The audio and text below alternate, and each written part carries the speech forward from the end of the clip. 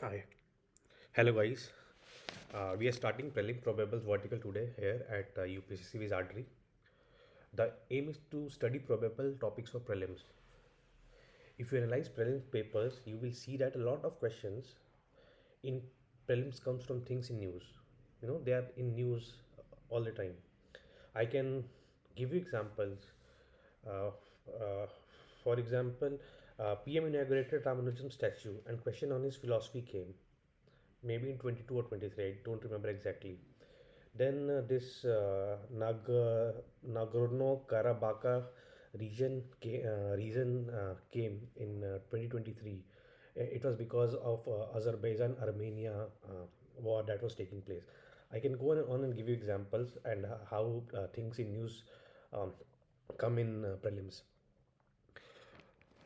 So here in prelim probables we cover the Hindu, Indian Express, PIB, Down to Earth, and other sources, uh, so that we don't miss a thing that might come in prelims.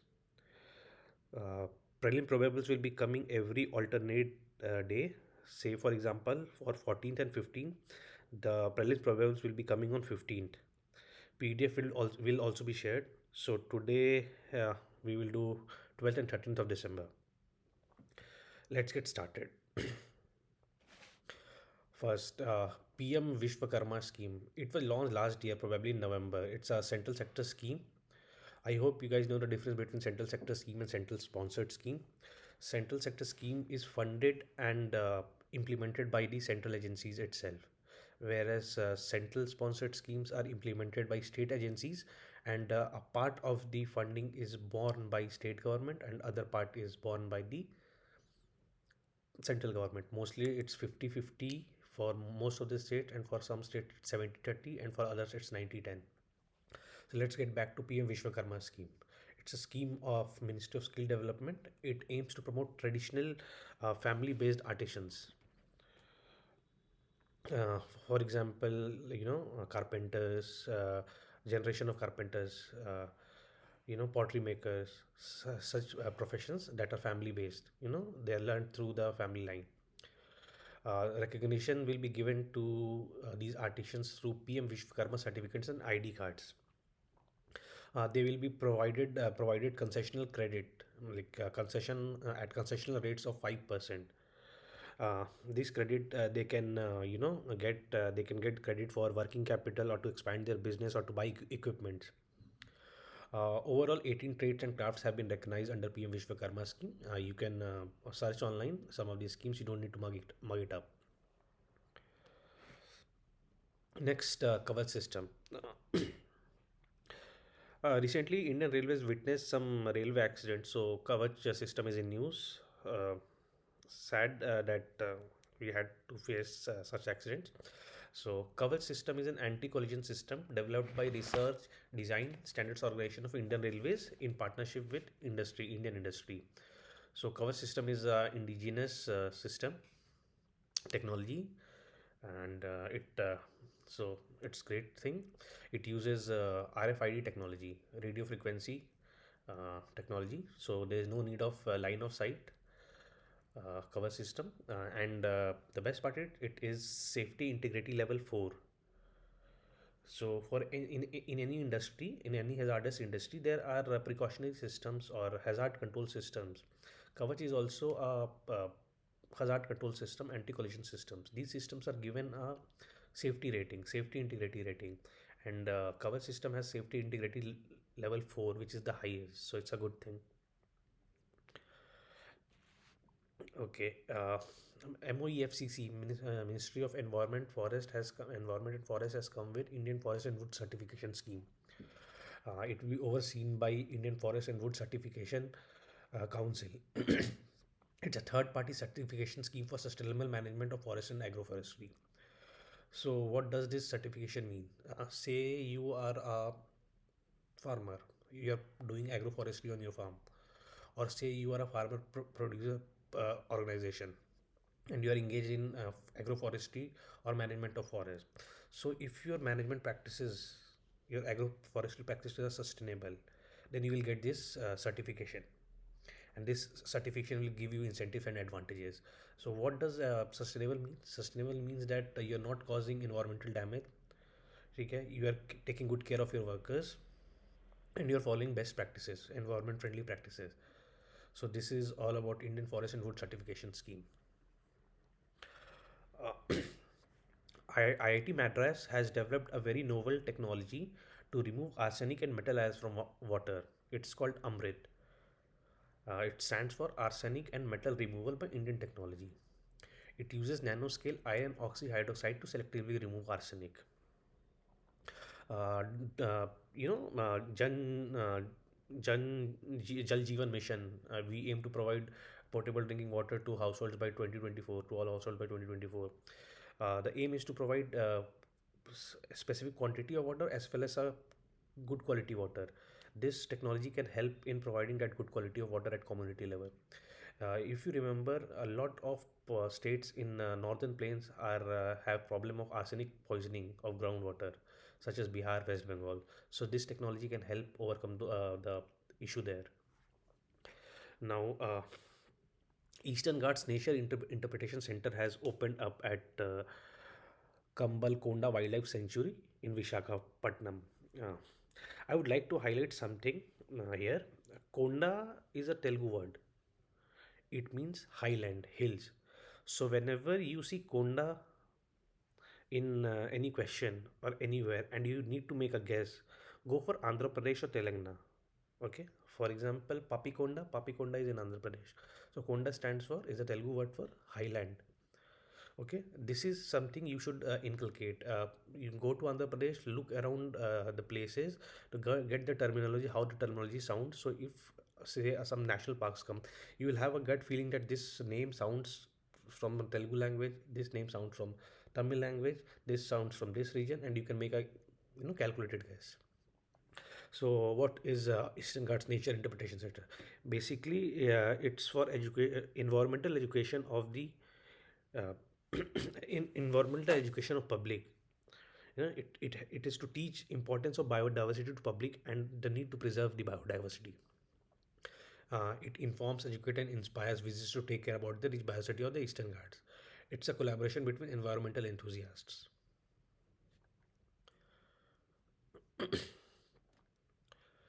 Winbacks, Vietnam India bilateral exercise. It's an annual training exercise held bilaterally between India and Vietnam. One year it happens in India, other year it happens in Vietnam. It's happening in Hanoi this time. So it's the aim is to enhance collaboration, promote interoperability between the two armies, and share best practices for U.S. peacekeeping missions. So basically, these exercises for U.S. keeping missions. Recently, we heard judgment about 370 and also about the power of president and president rule. All those things were in news recently with respect to Jammu and Kashmir, the Organization Act. So please do revise Article 350 and 360 from Lakshmikant. It's one of the probable questions for this year's prelims and also from main. So it's a task for you. This is task number one for today. Do read about Article 356 and 365, all the nuances. Just read it passively in your free time, but get it done today itself. Atal Pension Yojana enrollments crossed the 6 crore mark. Atal Pension Yojana was started in 2015-16. So it's for the unorganized sector workers, for people who are not covered under any pension schemes or any guaranteed schemes. It is open for people in age group of 18 to 14 years, and at the end of 60 years, depending upon your contribution, you get 1000 to 5000 monthly. Okay. After your death, the same amount is paid to your spouse, and it is run by Pension Fund Regulatory and Development Authority. This is it about Atal Pension Yojana. If you remember, National Pension Scheme was asked in 2018-19. So this is a social sector scheme, and social sector schemes are asked. So this might come. Retail inflation rises to 5.55% in November. Uh, Not much deal about it. Just I have put it here so that you revise concepts like inflation. What is inflation? Like inflation is general price rise level of goods and services over period of time. What is CPI? What is WPI? What is the difference between CPI and WPI? What is headline inflation? What is core inflation? What causes inflation? Okay, what is imported inflation? Okay, all these things you need to read all the buzzwords around inflation these days. So this is task number 2. Get it done and tell me the difference between CPI and WPI in the comments. Okay. Recently, India chaired the Global Partnership on Artificial Intelligence. It's being held at Delhi, Bharat Mandapam. This initiative was founded in 2020 with India being a founding member. It's an initiative of 29 member countries. It focuses on application of AI to solve social problems like problems related to education sector, health sector, any social problem, and it also promotes responsible artificial intelligence, responsible AI. So this is it about artificial intelligence. Recently, Mount Marapi erupted in Java. It's located in Ring of Fire. Uh, Ring of Fire, it's one of the hotbeds of volcanism as well as earthquakes. Mount Marapi is located above a subduction zone where Indo-Australian plate subsides under the Eurasian plate. See the location of Mount Marapi on Google Maps and also look other islands and all important features around this Mount Marapi. Now, as we told you, we'll be studying about people who are in news. So, uh, we will talking about Maulana Abdul Kalam Azad. He is the person of interest today.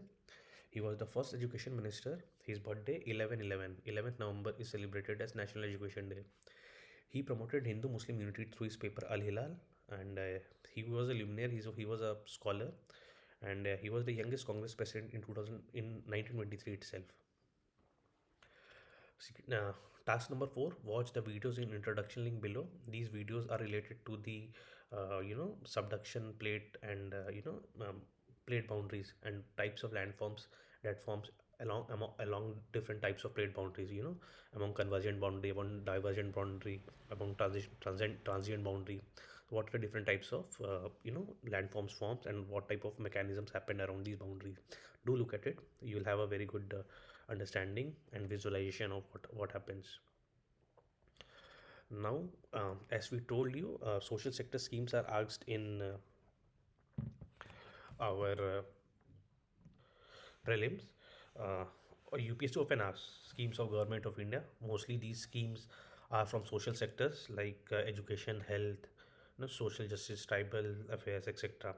So we cover it in prelim probables here at UPSC Wizardry. Today we cover schemes of Ministry of Human Resource Development. Samagra Shiksha scheme, Samagra Shiksha Abhiyan, it's amalgamation of several schemes. Several previous schemes have been amalgamated to bring this scheme, Samagra Shiksha Abhiyan. It aims to improve accessibility, infrastructure, and quality of education. It is from preschool to 12th standard, and it help in fulfilling our goal of SDG 4, quality education for all. So, quality education in line with National Education Policy 2022. It also provides accessible education for Divyang children. It also provides multilingual education. Kasturba Gandhi Balika Vidyalaya with hostels have been opened for girl education, and state councils of education research and district institute for education and trainings have been upgraded. Okay, there is also ICT labs and smart classrooms being built under this Samagra Shiksha Abhiyan. Now, there is this technical organization under NCRD that has cropped up, that has been initiated recently. It's PARAK. PARAK stands for Performance Assessment, Review and Analysis of Knowledge for Holistic Development. It basically sets norms and standards for assessing students and evaluating them by the school boards of India. So it sets the standards and the norms under which school boards will be evaluating and assessing students. It also handholds states in formulating educational policies and undertaking the National Achievement Survey, which is next. National Achievement Survey. It's done by Ministry of Education and Human Resource Development, and as we have learned, it's done by Parak, and it happens in both urban and rural areas. Both government and private schools participate, and it's done in class 3, 5, 8, and 10. So this is about natural. Also, yeah, yeah. Compare it with Pratham NGO's ESSA report. Once prelims question has been asked about Pratham's ESSA report, and you should compare National Achievement Survey and Pratham NGO's ESSA report, because probably Pratham NGO only considers rural areas, and it is only for third and fifth standard. So look into it. Another scheme is National Initiative for Proficiency in Reading with Understanding and Numeracy, Nipun Bharat scheme.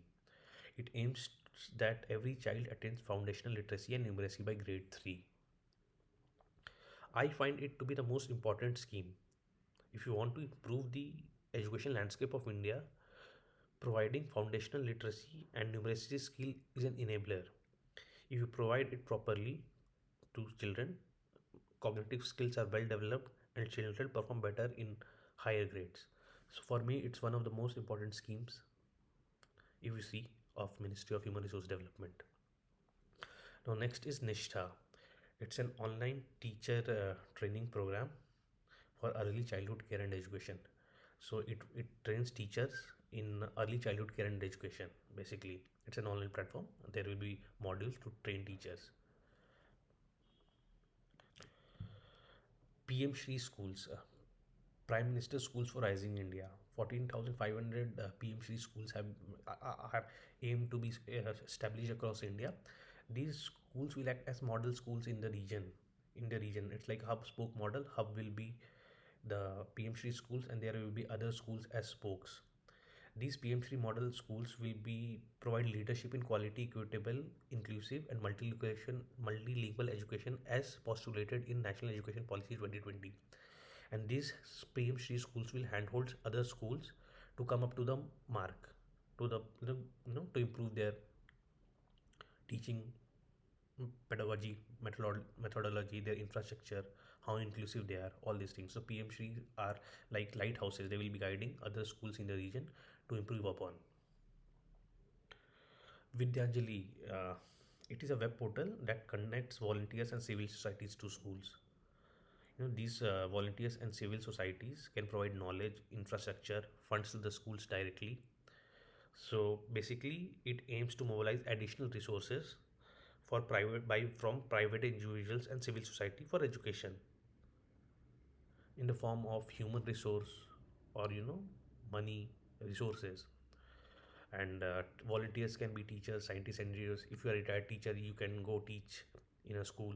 So if you can get connected to that school through this Vidyanjali portal, and you can teach there. So this is how you will be providing your service.